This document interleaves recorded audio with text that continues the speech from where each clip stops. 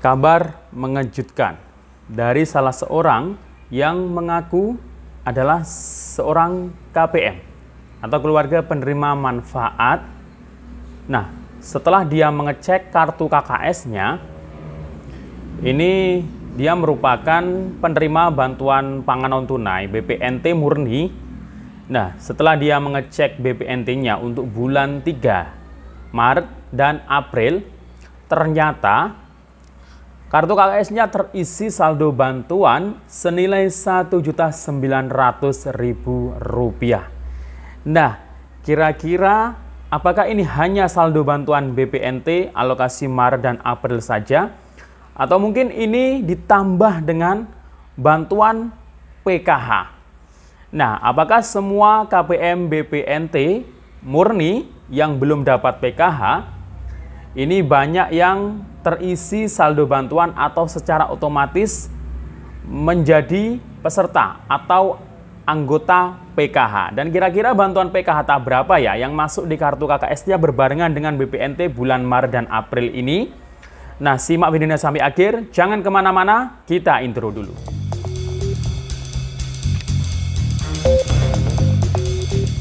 Assalamualaikum warahmatullahi wabarakatuh. Salam sejahtera, Shalom, Om Swastiastu, Namo Buddhaya, salam kebajikan. Sobat YouTube, kembali lagi di channel saya, Sukron Channel. Apa kabar Sobat YouTube semua? Semoga Sobat YouTube semua selalu diberikan kesehatan, diperlancar segala urusan dan usahanya, dan diperbanyak rezekinya. Amin.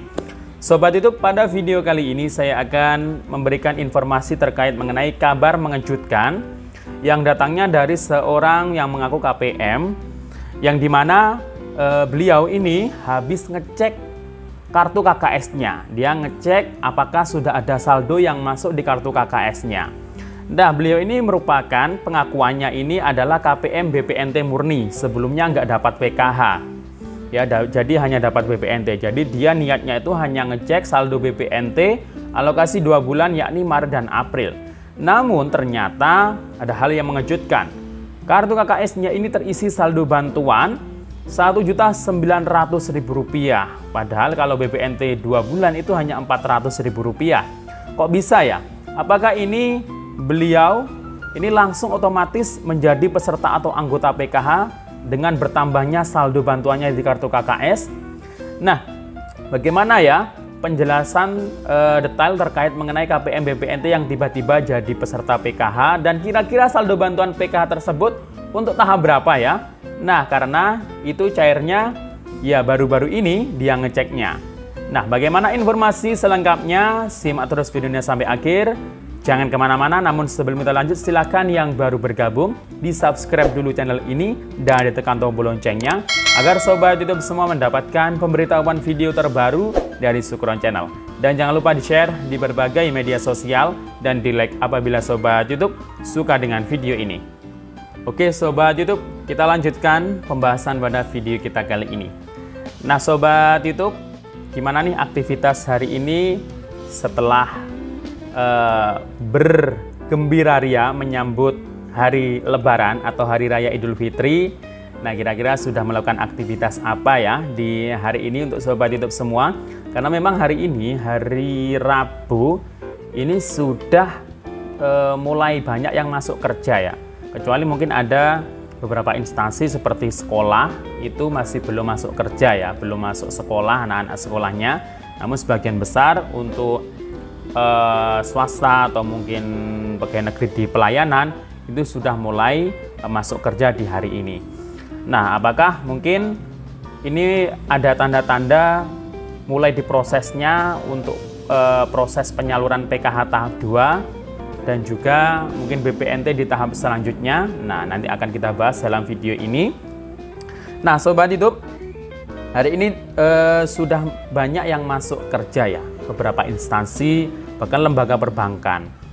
Nah, otomatis ya sekarang itu di pusat pihak Bank Himbara maupun PT Pos Indonesia, yang pasti semuanya itu dalam rangka persiapan penyaluran bansos, itu yang pasti semuanya itu sedang menyiapkan persiapan penyaluran di tahap berikutnya. Nah, kalau PKH tahap 1 sudah cair, baik yang lewat pos maupun yang lewat bank himbara, yang lewat kartu KKS. Nah, artinya setelah ini, habis lebaran ini menyiapkan persiapan penyaluran bantuan PKH tahap 2 dan juga mungkin BPNT di tahap berikutnya. Kalau BPNT yang lewat bank himbara, lewat kartu KKS, untuk bulan Maret dan April kan sudah ya, sudah banyak yang disalurkan beberapa. Mungkin ada yang Bank BSI ini ada yang belum, karena yang sudah terpantau cair BPNT-nya itu ada Bank BRI, Mandiri, BNI ya. BSI ini kayaknya masih belum. Kalau mungkin sudah ada yang masuk saldo BPNT alokasi Maret April untuk Bank BSI, silahkan komentar di bawah. Atau mungkin dari Bank BNI, BRI, Mandiri yang BPNT-nya Maret April mungkin belum masuk saldonya, ya silahkan komentar ya. Nah, untuk memastikan apakah Anda masih ada harapan untuk BPNT-nya cair alokasi Maret dan April, itu silakan saja kunjungi website cekbansos.kemensos.go.id.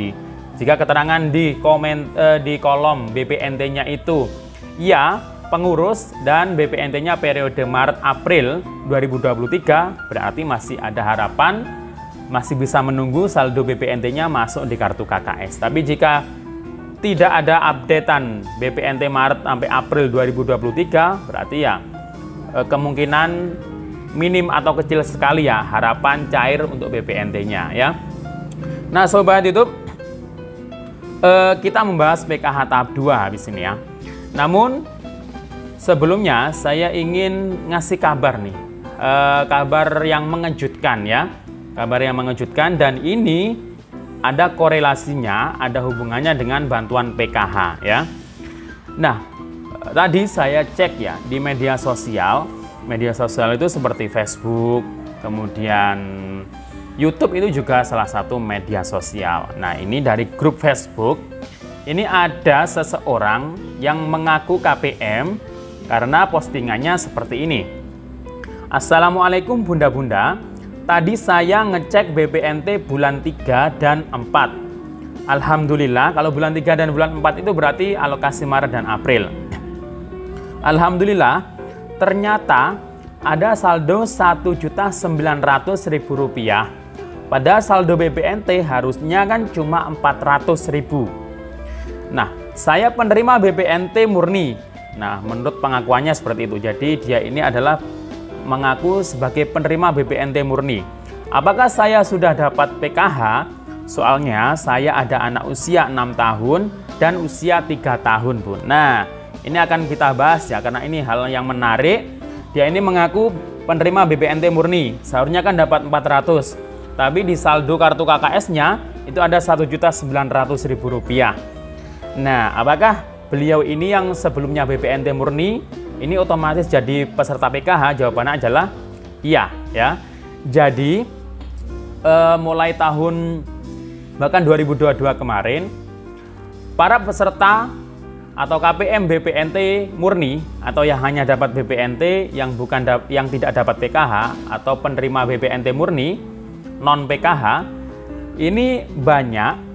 Itu yang tiba-tiba setiap penyaluran tahapannya PKH tahap 1, tahap 2, tahap 3, tahap 4 itu tiba-tiba dijadikan atau ditetapkan sebagai peserta PKH.